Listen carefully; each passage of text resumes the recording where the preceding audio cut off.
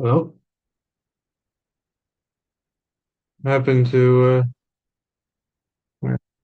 anyway, we're live and um this our talk immersion about smartphones and how like digital technology affects our experiences, if it's what's preferred, natural um or digital.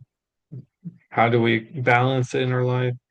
That's the main point of discussion. And I like to start with this first question of what's the first app you open when you pick up your phone in the morning and why? And I would start by saying that I usually check my messages because I'll never know when maybe something bad has happened, like maybe to a family member or I got a text message about like, for work or anything like that. I also check my email for any updates. Um, my email's pretty active with people and a lot of connections. And then after that, I just go about getting ready for my day. What about you, Samuel? I'm sorry about that. I believe I just closed the meeting. Oh, it's okay. Uh, to be honest, I'm trying to just stop my alarm when I wake up. I use it to open social media, something like that. Just looking through Instagram and start to see random messages. But nowadays, I'm trying to stop to do that. And lately, what I have done is just stop my alarm, take a time to breathe, and think about my day. Prepare my breakfast, and I'm trying. Right now, I'm reading a book. So, if I can say, to be honest, my first app is some PDF reader. That I opened in the last month. Yeah, it's basically that. I have as well emails and some contacts as well, but I believe if something is urgent, they may call, right? Instead of send a message. So I'm trying to avoid to look into the social media at the beginning of the day and try to uh, have this time to myself, prepare my mind to think of my day and prepare myself to that. Basically that. Thank you, Samuel. What about you, Claudio? Uh, for me, I think it is WhatsApp to check if I receive some new messages or message important to me. Uh, After this, I think I go to bathroom, uh, clean my, I don't know the words, but uh, after this, I make my breakfast, my coffee, and start my job. That's it.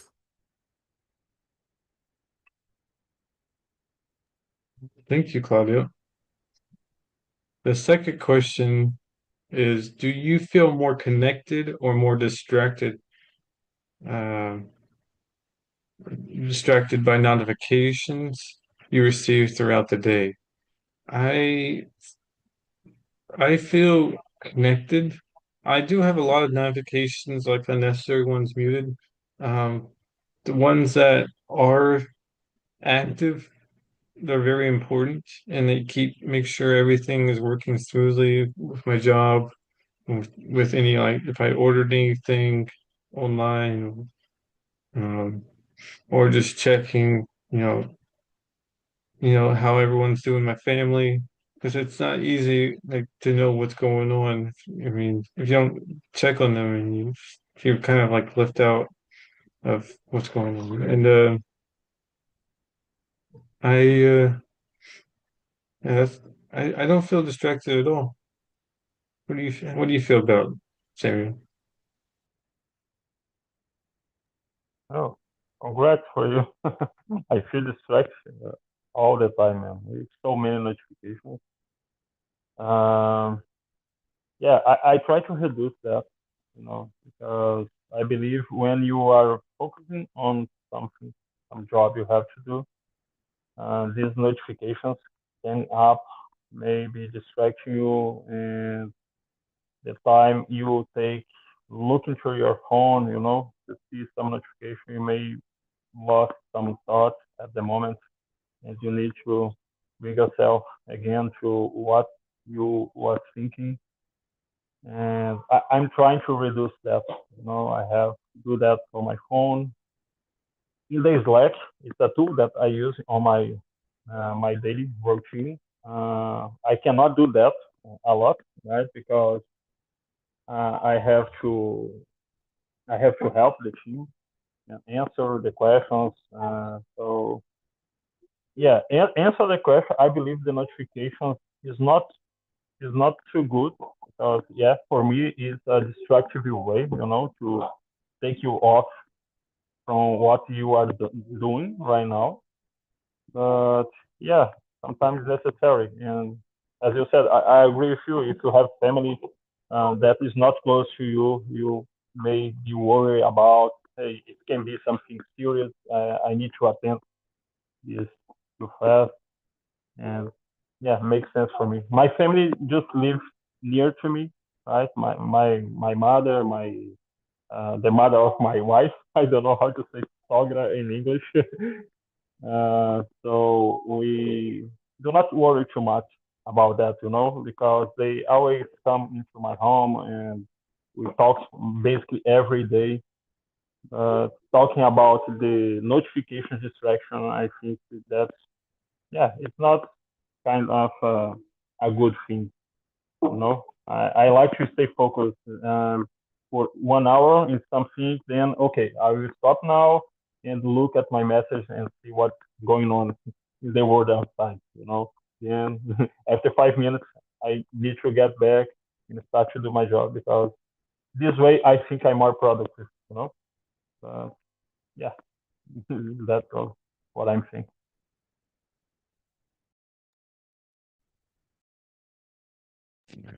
Thank you, Samuel. What about you, Claudia? I think similar that Samuel said, because when I see so many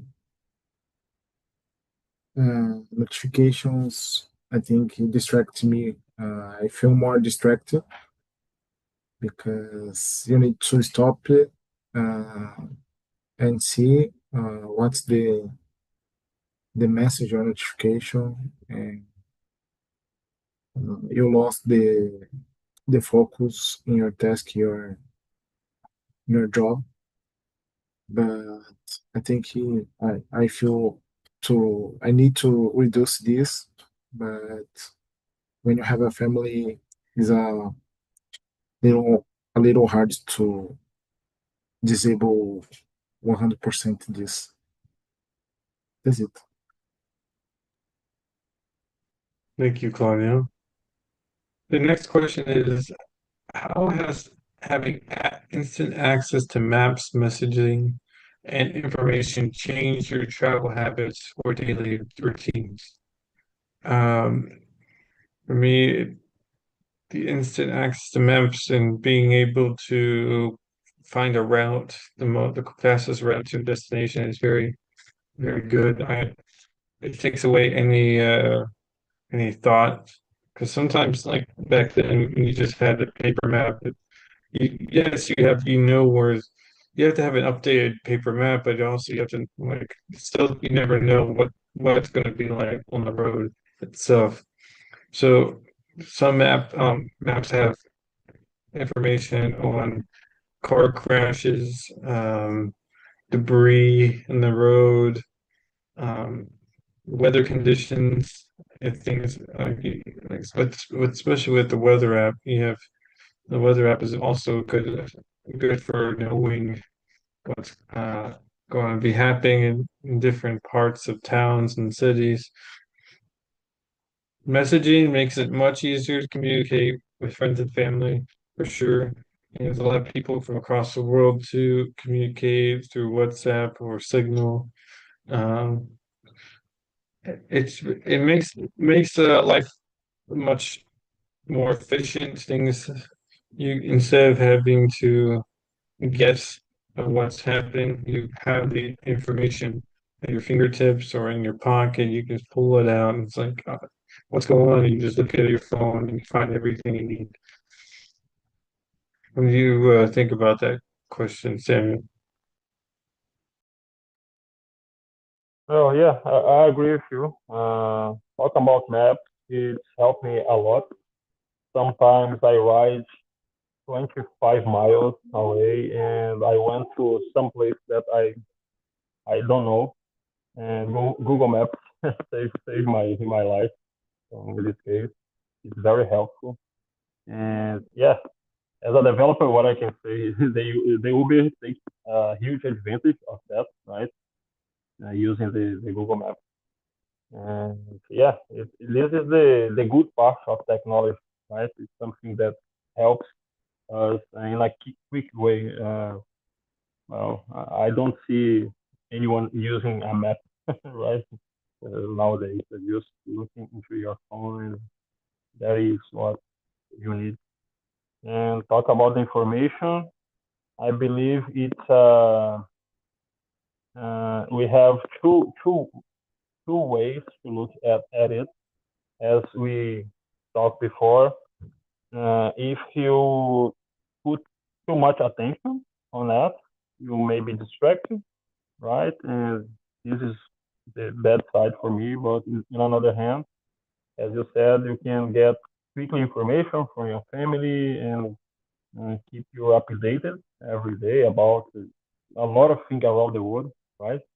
You don't need to wait too much. A war starts in Japan, for example, and in a couple minutes you are aware about that.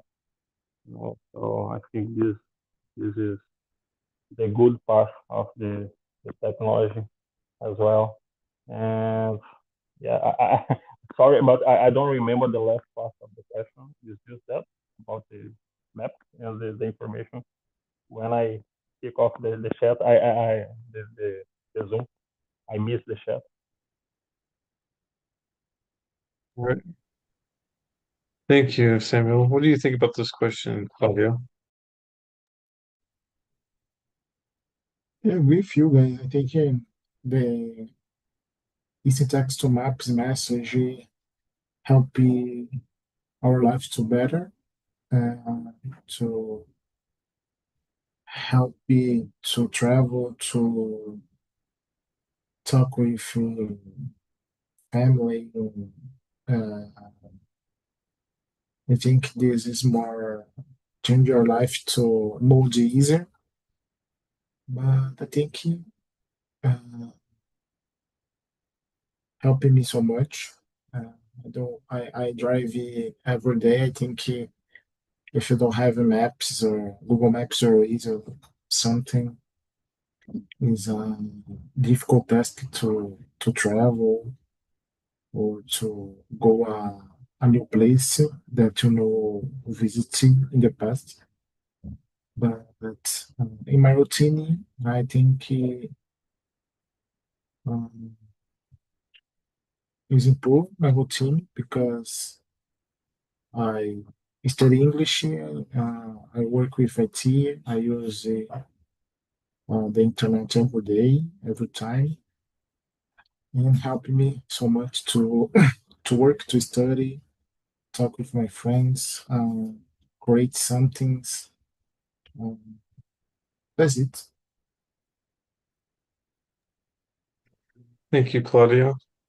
The next question is, have you ever experienced tech burnout or digital fatigue? What signs did you notice and how did you address it? For me, I've experienced this a couple times when I was working in IT and I was troubleshooting different issues. Sometimes it can take a long time on certain issues. It's a very subtle or very problem that and you have to go through a lot of documentation to figure out like how to narrow down the problem and find the solution. Um, yeah, when I have a whole day of doing that for hours, when I come home, I just don't want to have any access to technology. My brain, once I feel that my brain is fried, I completely, I'm completely burned out. And yeah, that can happen. Also, I mean, it's, I mean, there's different ways to get tech burnout. Maybe someone is on social media a lot, and like there's a lot of negativity that can pop up with social media, and maybe you just don't want to have anything to do with that for the day. You just want to put it down and just enjoy the moment, enjoy the fresh air outside. That's all. You can go about different ways. What do you think about the question, Samuel? Yeah, man. As a IT guy, I have to agree with you. Being stuck in some problem that mm, requires your attention all the day long is very stressful. Sometimes it happens more than I I like, but when it happened, it's a moment that I just went home and I also don't want to see my phone in front of mine. I even don't want to watch the TV or any off screen. I just want to lay down or I don't know, read a book or just look at the sky. Because yeah, I believe it's too much information. Taking spend 8, 9, 10 hours in front of C, your machine, trying to understand and solving other problems, right? The problem is not yours. You are paying to do the job, but not your problem. At the end of the day, it's just helping you pay your bills. It's not helping your life or your health. Yeah, uh, as working in IT area, it's happening sometimes. And to address that, as I said, I like to just go away from all these things. Just play with my kids, uh, sit down, listen to my wife. How was your day and something like that. That's it. Thank you, Samuel. What do you think about the question, Claudia?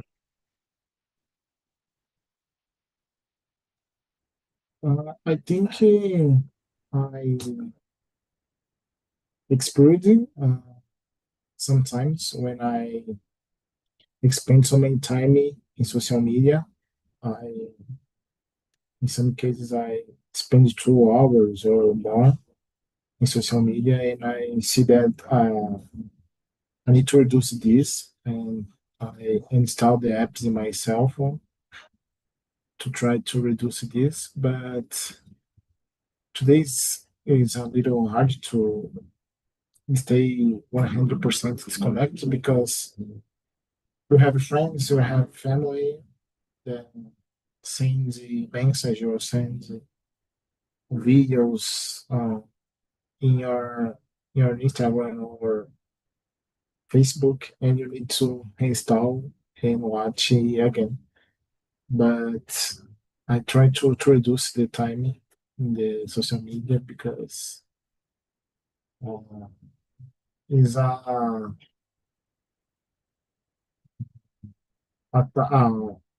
is a good time.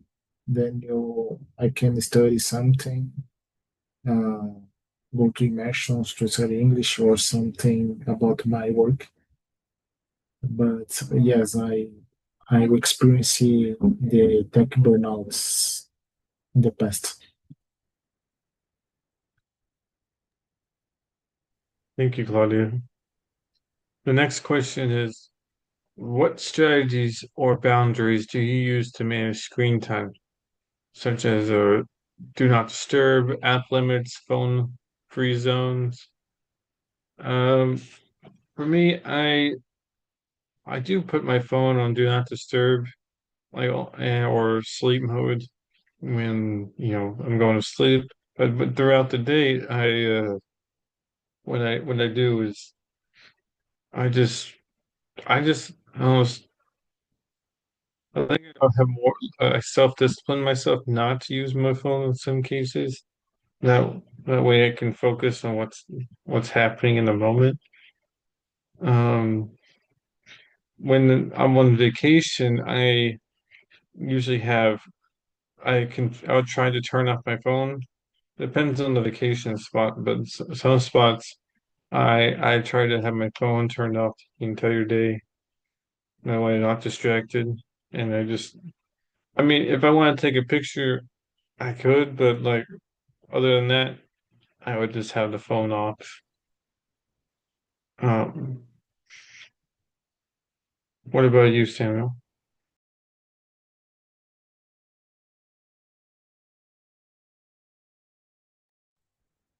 Hey, sorry, man. Jared, can you repeat the question? Sorry about that. Of course. What strategies or boundaries do you use to manage screen time, such as do not disturb, app limits, or phone-free zones? Yeah, I used to use the do not disturb as well. I'm right now. I'm just looking for. I see some apps can block our screen, like make the things more let reading the apps, the social medias from you. I'm trying to do that. I heard from Claudio that he said that it's difficult sometimes to just give up uh, or avoid the social medias, right? You go to watch one video, your friend sent to you, and you realize that you just spend 30 minutes just scrolling the screen. Nowadays, I'm enough from that, right? I'm putting myself away from it. I try to observe how many times I spend on the Instagram, for example. I have installed that a lot of times, and sometimes that's what it says. I install again, and yeah, it's like a disease. It's go and come back to you, but you have to have control of yourself, right? Because what I start to think is this is helping me in my life. It will help me to gain some money, and by thinking this way, the how can I say the the boundary that I set is I have to limit my my time to see funny videos, if I can say that, and I start to follow interesting people. You know, right now I'm trying to be fluent in English, so I start to follow a lot of people that can teach me something in English, right? Yeah, instead of just looking and laughing from handle videos. It's okay. I know that's okay. Sometimes you need to have fun, but I believe our personal growth is more important. So I'm trying to use this to help me. I cannot avoid. I know I cannot avoid just think, hey, the Instagram doesn't exist. I know it exists. It's there. I just need to learn how to use that correctly for my personal growth. That's Thank you, Samuel. What do you think about the question, Claudio?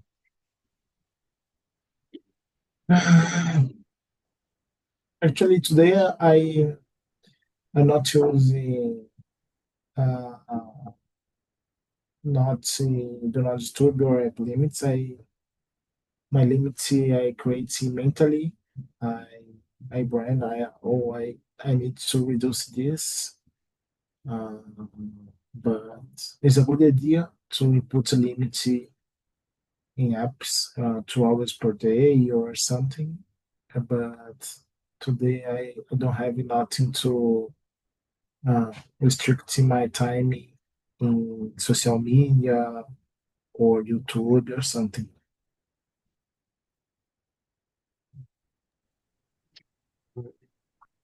Thank you, Claudio. The next question is, in what ways do smartphones affect your face-to-face interactions with friends, family, or coworkers? I would say that uh,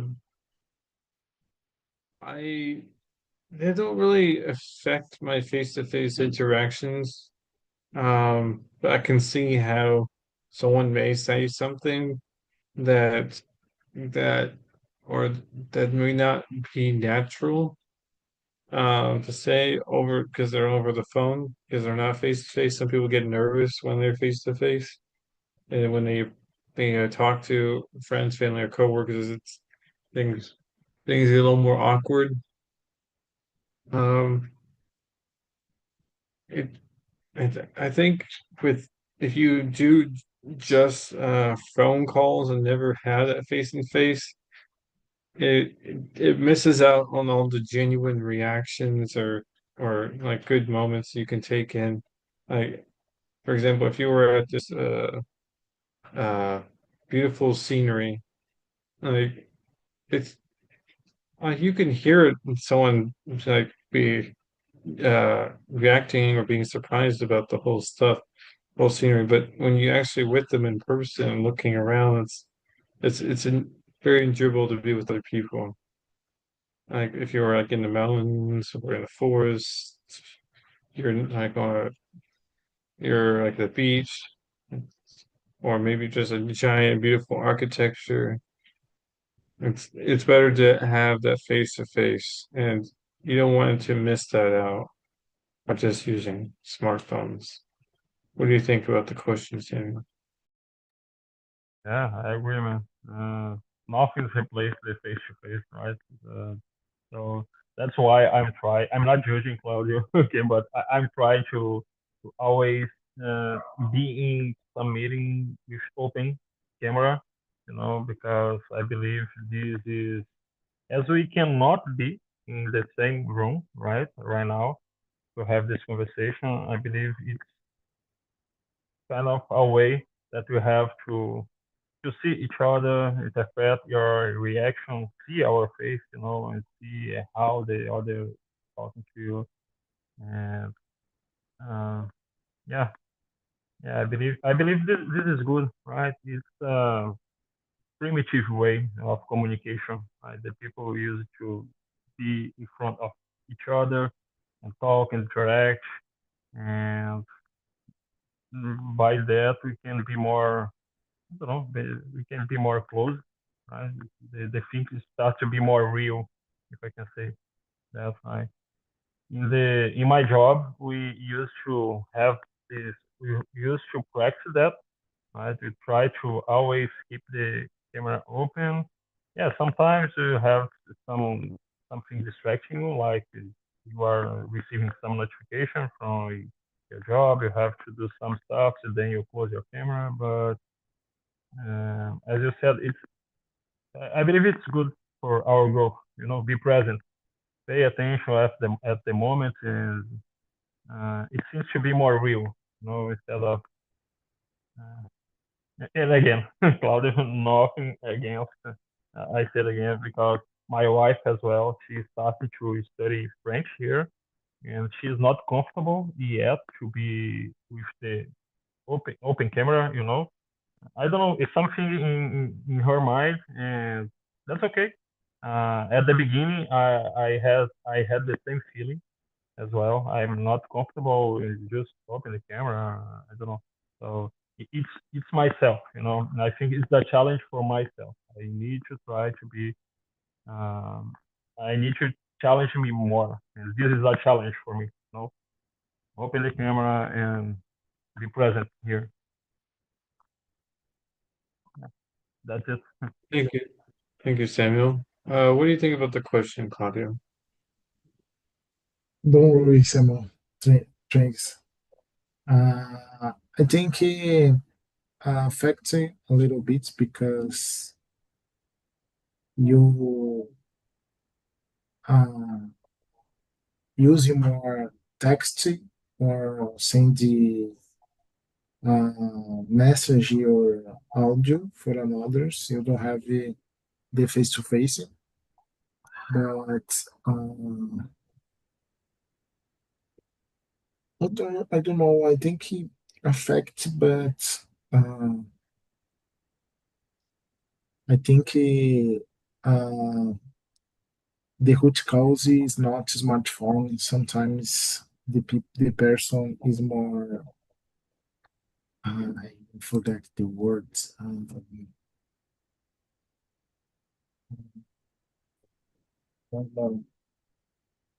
Thank you, Claudio. The next question is, can you share a creative or unexpected way you've used your phone to solve a problem or learn something new? With me, I've encountered uh I've encountered some problems that I had to look it up on my phone. Um, because when in IT when you don't know no one knows anything. You could just look on Google or something or what some websites. Maybe look at uh one of the manufacturer's website, and you'll find part numbers or something you need, and you can order it and you can get it fixed. It's just the convenience of being able to do that on the spot. Sometimes you could get a part within the same day, or you can find a store nearby to get that part. Um, that's when you're missing something very important.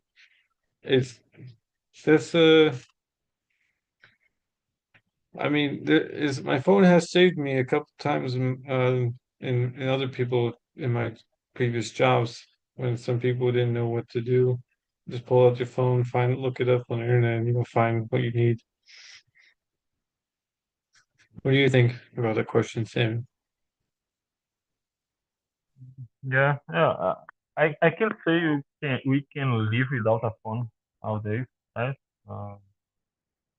Uh, it's not, but I don't want to put all this feeling in this phrase, but yeah, for example, I pay all my bills um, currently from my bank, right? I use my bank account to pay. I do not go out to a physical bank to pay this stuff.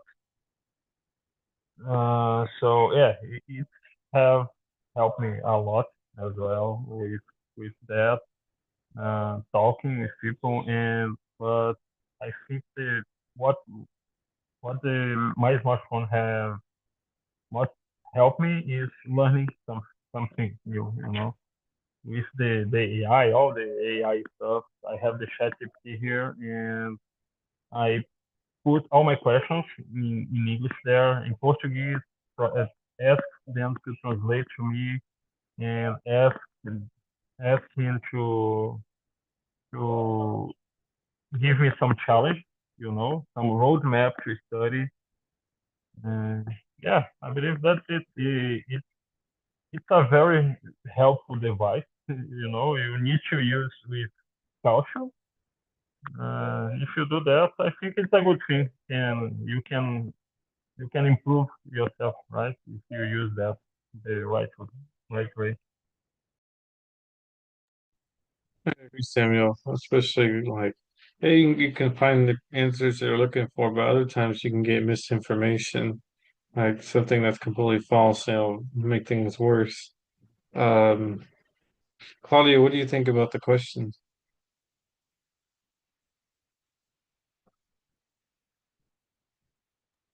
Yeah, I think learning English for me,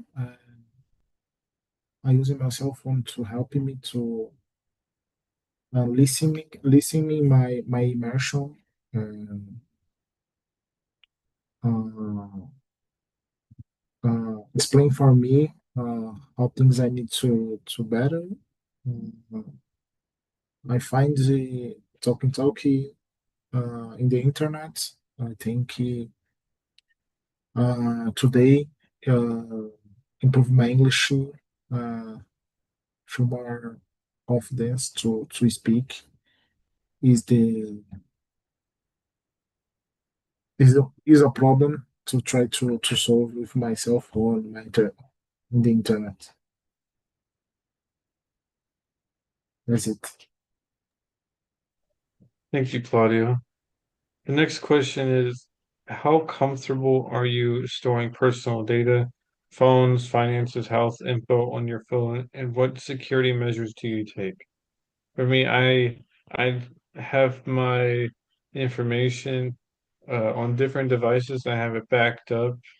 I due to my background in IT and cybersecurity, I make sure I'm very aware of the security threats and different things that could make my devices vulnerable. So I've I've done my my best to make sure I maximize security, have some multi-factor authentication, different uh, like different ways to access if someone tried to get a hold of it.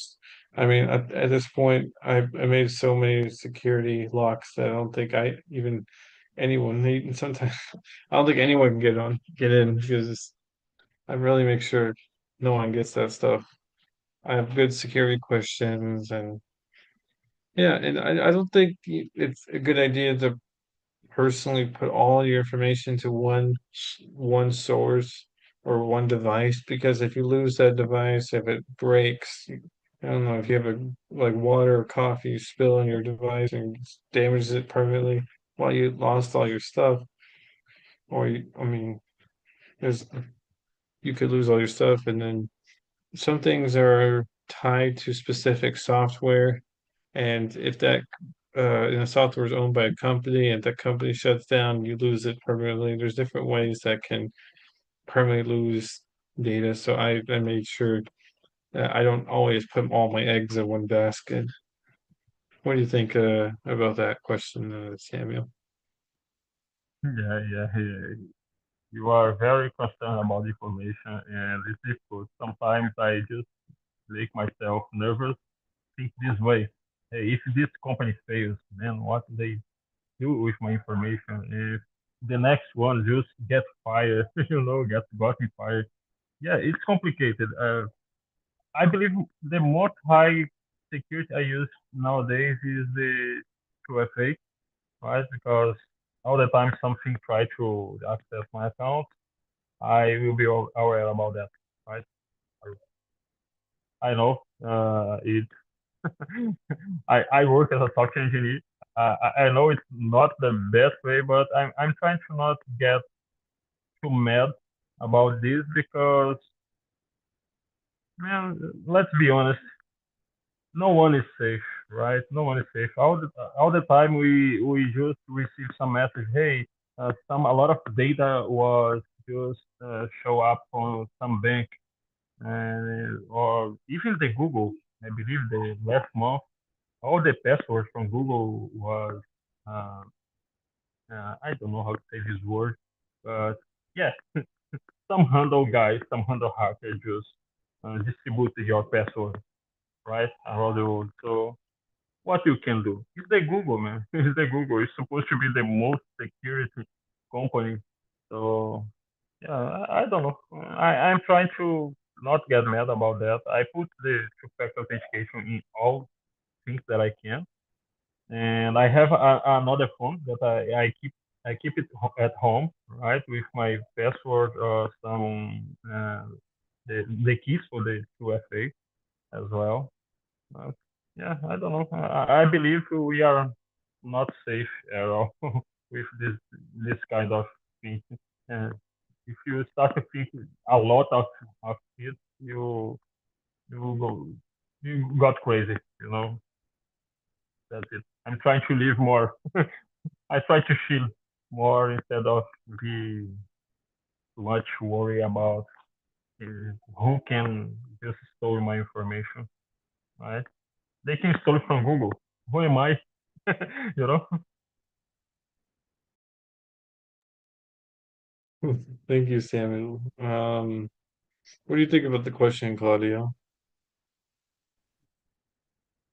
I think in Brazil you need to think about security because here is a problem.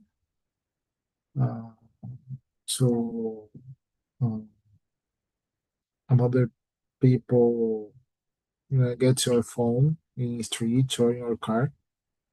I try to improve my security with 2FA. I don't. I try to have a simple apps in my cell phone and uh, hide the bank's apps. It's options that I try. I make in my cell phone. Uh, I have a cell phone in my home too.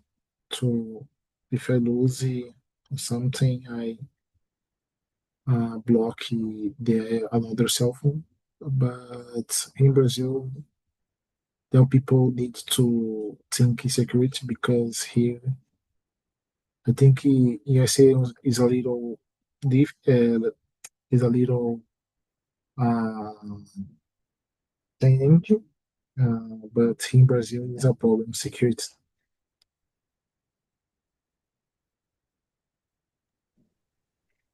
Thank you, Claudio. Uh, well, that concludes the questions for now.